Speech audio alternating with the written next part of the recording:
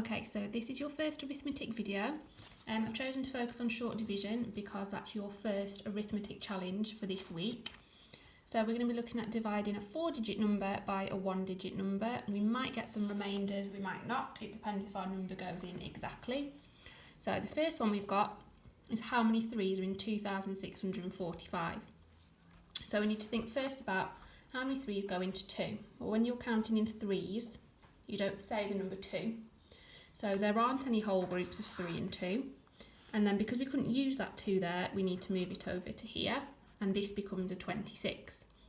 How many 3s are in 26?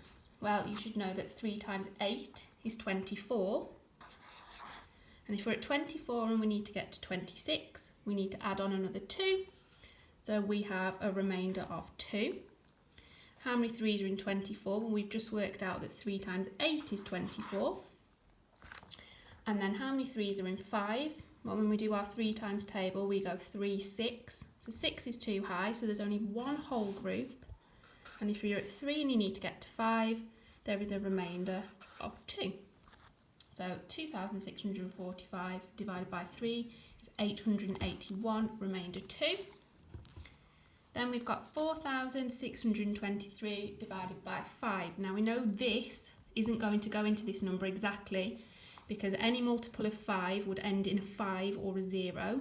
This ends in a 3, so we know immediately we're going to end up with a remainder over here.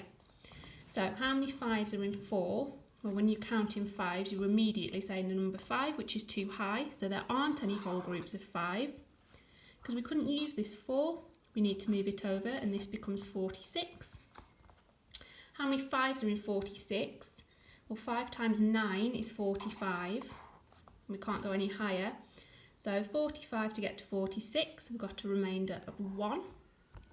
How many 5s in 12? Well, 5 times 2 is 10. So there are 2 wholes. And then to get from 10 to 12, we've got a remainder of 2. And then how many 5s in 23? Well, 5 times 4 gives you 20. And to get from 20 to 23, we have a remainder of 3. So 4,623 divided by 5 is 924, remainder 3. Then the last one, how many 6s in 7,482?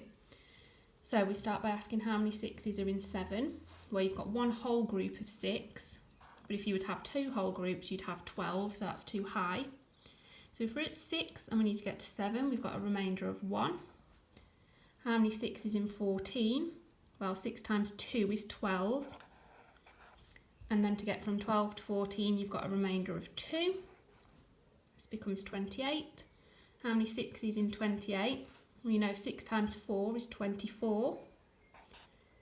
And if you're at 24 and you need to get to 28, there is a remainder of 4.